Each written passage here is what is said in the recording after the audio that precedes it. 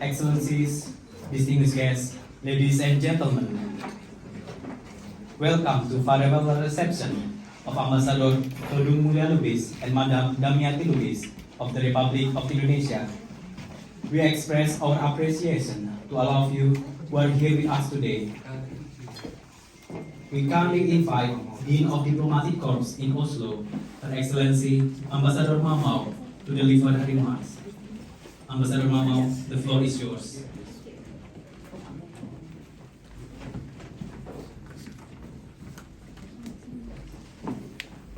Good afternoon, ladies and gentlemen.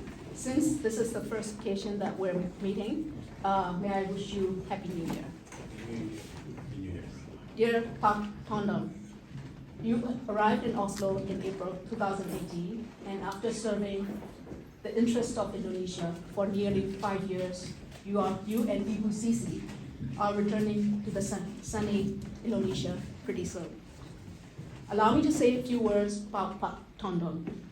Before becoming an Indonesian ambassador to Norway, he was the lecturer at the Faculty of Law, University of Indonesia, and he was also a board advisor, National Commission on Tobacco Control, and senior partner at Lubis Santona Mariamas law firm.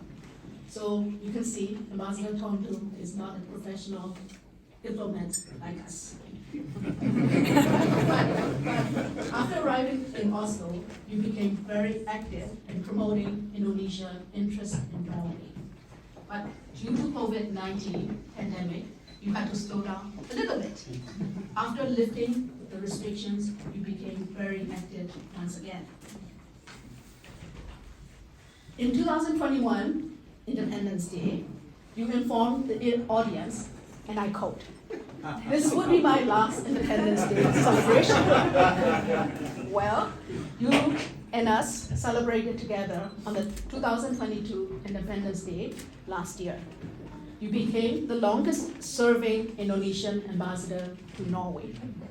Ibu Sisi and Pak Tondong, you have opened your lovely home to all of us to enjoy the Indonesian cuisine, Indonesian culture. We all enjoyed your hospitality, and we will miss you very much. The sad part of diplomatic life is to say goodbye to the colleagues that you have worked with and known for some years, especially for us because we are part of an ASEAN family and we meet almost every day. There is a saying that goodbyes are not forever, not the end. It simply means that we will miss you until we meet again.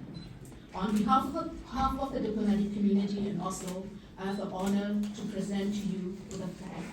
I hope when you look at the flag from time to time, you will remember your time in Norway and us.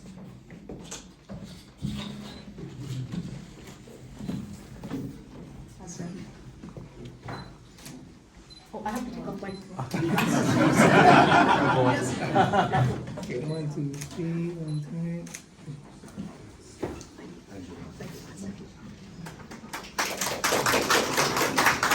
So dear Pak Tondong and Ibu Sisi, we wish you all the best in your future endeavor. Thank you.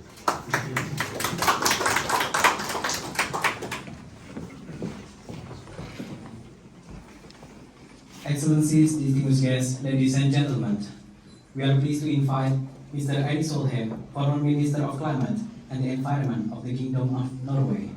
Mr. Erik Solheim, the floor is yours.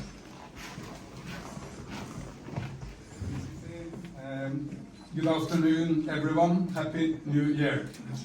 I have come to sing Indonesia's praise because this is one of the most remarkable and one of the most successful and probably the most underrated nation on planet Earth. But before I speak about that, let me also thank you for the incredible service you have done to Indonesia and to Norway to strengthen our relationship in a fantastic way. And of course, as Ambassador said, you have a long career in Indonesia before you became something so crazy as a diplomat. You were a fighter for democracy, for opening up for all the causes in Indonesia, which was very hard at some time during the time of dictatorship, but ultimately became very successful. And people here may not know, but I believe, Pak Todung, you have more followers on Twitter than all the rest of us together combined. I've just checked today, Pak Todung has 620,000 followers on Twitter. The Norwegian Prime Minister has 195. Yes, if Trump comes back, he will have more. Yes, Prime Minister. Then on Indonesia. Look, first time I came to Indonesia in the late 1990s, every intellectual in the world said, this will be the new Balkans. This nation will disintegrate. Look, there is war in Aceh, there are conflicts in the Moluccs, there are civil strifes in Sulawesi, there are war with the East Timor, there are problems all over the place. This will disintegrate. Well, today, 25 years later, Indonesia is one of the most democratic, one of the most fast-growing nations in the world, and a really unified nation. This is a nation which spans basically 10 hours if you fly from the east to the west. 17,000 islands, because there were any number of different cultures, different food, different languages there, but they were able to bring these together into a nation where there are very few parallels to that in the entire world, bringing such an enormous landmass, such a variety into one functioning nation. And maybe the key to that was something which has only happened in Indonesia, which is to make one indigenous language the language of the land.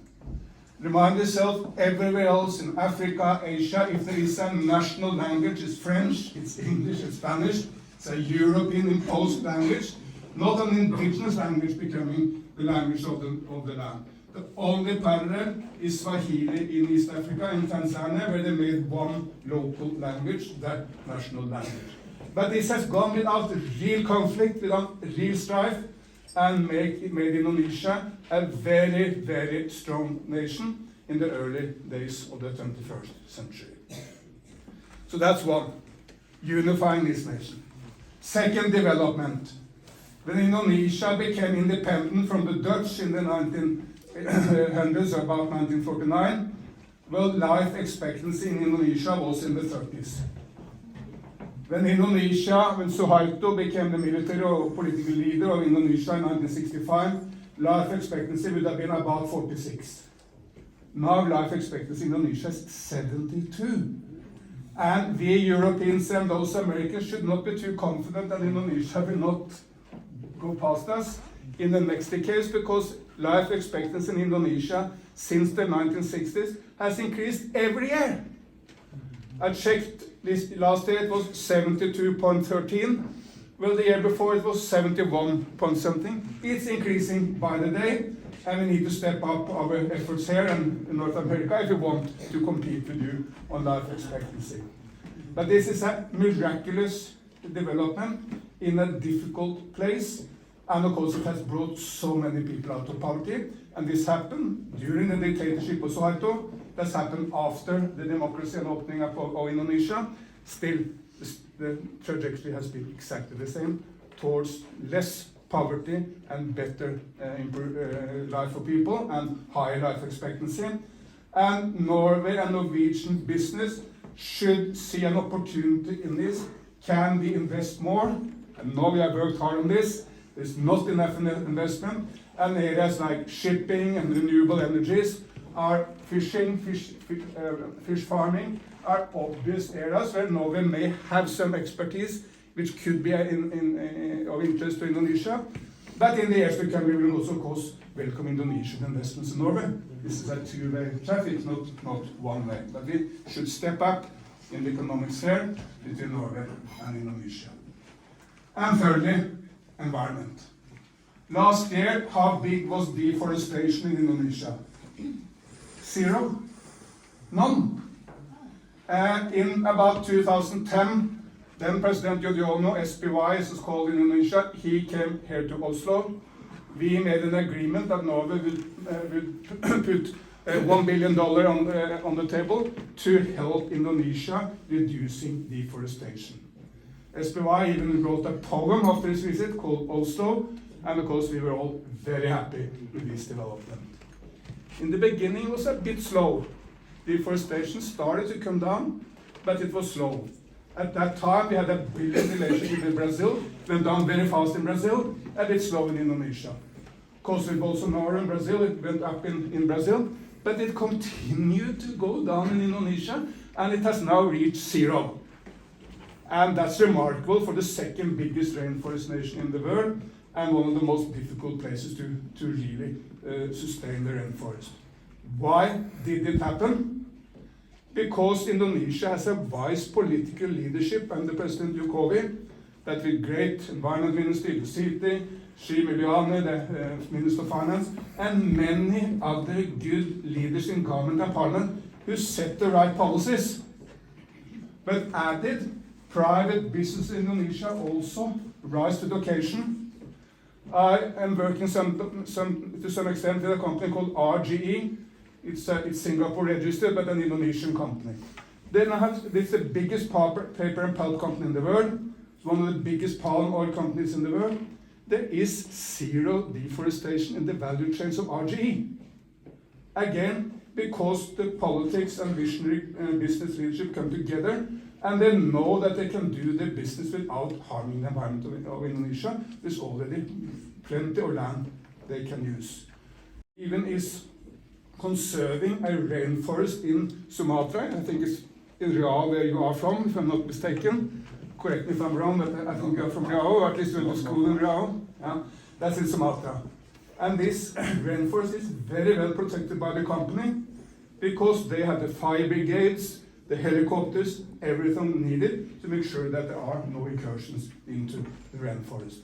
But this combined effort of government and business have been so successful, and Indonesia is now the lead nation in the world when it comes to conservation of forests. So here we have 3 fantastic success stories. 1, unifying this difficult nation. 2, uplifting the people, getting them out of poverty and raising the living standard and the life expectancy. And then 3, conserving the environment. There's only one problem. The world at large is not aware. Because you're too modest, and that's wherever I am. You are far too modest in Indonesia. You should be a lot more let's say, aggressive on the world scene, telling this story to more people. Ask people like people here to help you tell the story. Because the G20 presidency, Jokowi, played a much bigger role on the world scene than which has been historically Indonesia's role. But there's a lot more to be done. Indonesia can show the rest of the developing world it can be done. We have done it, it can be done. Please learn from this example. But Indonesia also, as a nation with no enemies, we are friendly to China, India, United States, Europe, Japan, Korea, I mean, to everyone. Even the old kind of hate relationship in Malaysia has come down, so we have no enemies any longer. So that also you can play a role on the global scene to really bring peace and international mutual understanding at a difficult time. So thank you for both of you for what you have done here, but also please be less humble and please put forward the fantastic achievements you have made in Indonesia so the world can learn and be inspired. Thank you.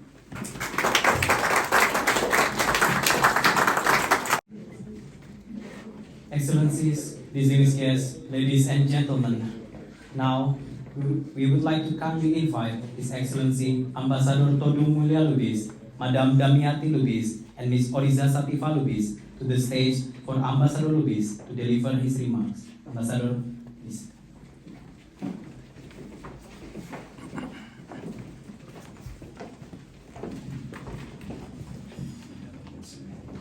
Thank you, Eric, for kind words. Also, Ambassador Mau. First of all, I would like to welcome you all and express my sincere appreciations to everyone for taking the opportunity to be here at this occasion. Today, I have a bittersweet feelings. On one hand, I'm happy to be returning to my home country, Indonesia, to be able to spend time with my grandchildren. But on the other hand, I'm also sad to leave this beautiful country, I leave a little piece of my heart in Norway. As many of you already know, and has also been mentioned by Ambassador Mao, I'm not a career diplomat. I'm a lawyer by profession, and I've never dreamed to become an ambassador. So what brought me here? The first time I was offered to become an ambassador was during the presidency of Susilo Bambang Yudhoyono, early 2000, which I declined because I still did not want to leave my law practice. At that time, I was a member of what we called success team of President Susilo Bambang Yudhoyono. Second time I was offered was during the first years of President Joko Widodo, or Jokowi.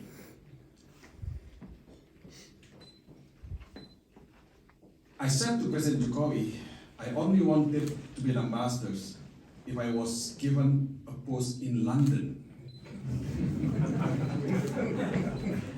It sounds, strange. Because my thing is Arsenal. But back then, London was not available. So once again, I declined the offer to become an ambassador. At that time, I was also a member of the campaign team of President Joko. The third time, I was not offered or asked to become ambassadors to Norway. I was just appointed. I was just assigned by President. I had no chance to decline. I was in Singapore arbitrating for 1.5 months at the time. It would be unimaginable to decline the assignment for the second time. So I spoke to my wife, Gigi, spoke to my families, and we all agreed that I should go to Oslo. But then, before coming to Oslo, I heard that Madrid was available because the person appointed there as an ambassador had declined the position. He was a president commissioner of the third largest bank in Indonesia. I think being a president commissioner of a bank is probably much better, in terms of remunerations than being an ambassador. So I still tried to negotiate to be moved to Madrid because I wanted to see towards Real Madrid because I'm crazy about football. However, I guess it was my fate that led me here to Oslo. I was told that President Jokowi requested me to become ambassadors in Oslo because of Norway's strong commitment and advancement towards human rights. As human rights lawyers and scholars, I was deemed as the right person to be posted in Norway. Eventually, after a series of processes in Jakarta, I arrived in Oslo on 5th of April 2018. Not long after, I presented my credential to His Majesty King Harald on 19 April 2018. It has been almost 5 years since then. How time flies. And it turns out to be the best assignment. My dear friends, I understood what it meant to become an ambassador, a diplomat, a representative for my country. It is quite different from being a lawyer. Whereas a diplomat must stay within certain boundaries, sometimes having to be ambiguous, hoping not to offend anyone, and not to make any enemies. I think I'm learning a lot here. Being an ambassador, it is my duty not only to represent my country, but also to promote Indonesia. Sir Henry Wotton once said, an ambassador is an honest man sent abroad to lie and intrigue to the benefit of his country. I hope this is not my case. I hope that I have promoted Indonesia honestly and sincerely. We trust that relation between Indonesia and Norway will be mutually beneficial for all. Norway is an important partner for Indonesia in various sectors. In my first years as ambassador in Norway, I learned of the vast wealth and potential this country holds and the opportunities for cooperation with Indonesia. Norway is a leader in its own right in various sectors, such as renewable energy, fisheries and oceans, waste management, and also research and education. These are some of the sectors that I perceive to be very sensible to advocate for cooperation with Indonesia. And Norway has the means and finance to support. Over the course of my tenure in Oslo, I have been fortunate to experience an exciting period of development in Indonesia-Norway bilateral relations. At the end of 2018, Indonesia and Norway signed the Indonesia-EFTA Comprehensive Economic Partnership Agreements, CEPA, which we hope would pave the way for economic gains for both parties. In June 29, 2019, the Indonesian Embassy, for the first time since the establishment of the embassy in 1982, held the festival Indonesia at Speaker Supa. It was one of the largest festivals held by a single country here in Oslo. If not for the pandemic, we would have held an even larger festival the following year. But we did manage to celebrate Indonesia-Norway 70th anniversary diplomatic relations at the beginning of 2020. My dear friends, during these 5 years, a lot has happened between Indonesia-Norway bilateral relations, with many ups and downs. But even through the pandemic, there has been several significant advancements in the relations. In trade and investment relations, the Indonesian EFTA-CEPA finally entered into force on 1st November 2021. I facilitated various business engagement between Indonesia and Norway through business forums and individual meetings, but it is still up to the business communities to follow up on these initiatives. In our joint efforts to conserve the environment and climate, even though the historical cooperation through REDD Plus that was signed by Eric actually in 2010, if I'm not mistaken, was terminated at the end of 2021. We tried our best to save that, but that what happened unfortunately in 2021. But with a new MOU on support for Indonesia, forestry and other land use and contribution agreements, which was signed in September 2022 by Minister Espen Barth Eide when he visited Jakarta.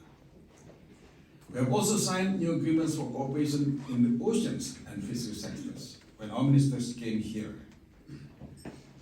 Indonesia and Norway continue to build their cooperation in various sectors through avenues such as the annual human rights dialogues, the bilateral energy consultations, and long-standing cooperation within the education sectors. Last year, we also established the Indonesian-Norway Society. There's only so much an embassy can do to enhance cooperation between the two countries. But the people and society have a very integral role in developing relationships. People-to-people contact has always been at the heart of relation between our two countries. I have very high hopes that Indonesian Norway society can contribute more to Indonesia and Norway relations. We need more proactive efforts to further strengthen the ties of friendship and cooperation. I also must note some cooperation that are overdue, such as the Joint Commission for Bilateral Cooperation, which was last held in Indonesia in 2018. It is now Norway's turn to host. It was not unfortunate. It was also unfortunate that presidential visit by President Jokowi that was planned for 2020 was not able to take place. The pandemic has also affected several investment agendas from Norway to Indonesia in the fisheries and energy sectors. But I'm optimistic that these plans will come to fruition after I pass the baton to my successors. There is still business and cooperation between Indonesia and Norway to be formed, in which I hope to continue to be part of the development in the future. Your Excellencies, ladies and gentlemen, I would like to express my highest appreciation to many people in Norway for their respective contribution to Indonesia-Norway relations. My heartfelt gratitude not only extends to the governments of Norway, but all stakeholders and friends that have offered their valuable support. Over the years, I'm happy to have been able to visit all corners of this beautiful country. From Kristiansand in the south to Svalbard in the north, and many wonderful places in between. Everywhere I visited, I've been welcomed and greeted with hospitality. But as all good things must come to an end, just a few days ago, on Monday, I once again had the honor to be received by His Majesty King Harald, this time to bid farewell. We will be leaving Norway and returning to Indonesia next week on January 31st. My daughter, my wife, and I will miss this beautiful country. We admired Norway's stunning landscape and breathtaking panoramas. And because of this, we even named our grandson Norge. Norge is our youngest grandchildren, and perhaps he's the only one that has been named Norge. I did tell this to His Majesty King Harald, and I was pleased to see His Majesty smile and appreciate it. Needless to say that Norway has become our second home, and will always be held close to our hearts. We have made many new friends that we will not forget. It is this friendship that has made my tenure in Norway so enjoyable and memorable. As most of you already know, and as I mentioned before, and also mentioned by Ambassador Marmao, I'm not a diplomat by profession. I like to call myself as a one-time diplomat. I'm not looking for another job. But even though I'm only a one-time diplomat, I'm pleased to say that I'm the longest serving Indonesian ambassador to the Kingdom of Norway. It is not something that I regret. I've learned a great deal. I will cherish this experience, and I will finish my term here with a great sense of satisfaction. Before I end my speech, allow me to say my sincere thanks to all my team at the embassy, both home staff and local staff, diplomats and non-diplomats. You have been working hard, and it is you that made my mission accomplished. My biggest thanks and love goes to my lovely wife, Titi, and daughter, Oriza, for their almost unconditional support and patience. To let me work hard. They are the backbone of my strengths and my perseverance. I'll be returning to Jakarta and going back to my law practice. I also plan to write my second novel. But I will clearly miss and not forget about Norway. and I will fly with unforgettable memories and stories to tell my families and friends. To all my dear friends here, please remember that you have a friend in Indonesia. Anytime you come to Indonesia, don't forget to drop me a line. We'll be there to greet you. And I promise a lot of friends here already that I will take you to my restaurants and serve you with authentic, super delicious Indonesian food. Before we depart, we'll be sending you our local numbers and private email. So don't hesitate to let us know if you plan to come to our beautiful country. In Indonesia, we do not say goodbye. We say sampai jumpa, which means until we meet again. And I hope to meet you all again someday. Thank you. I love you.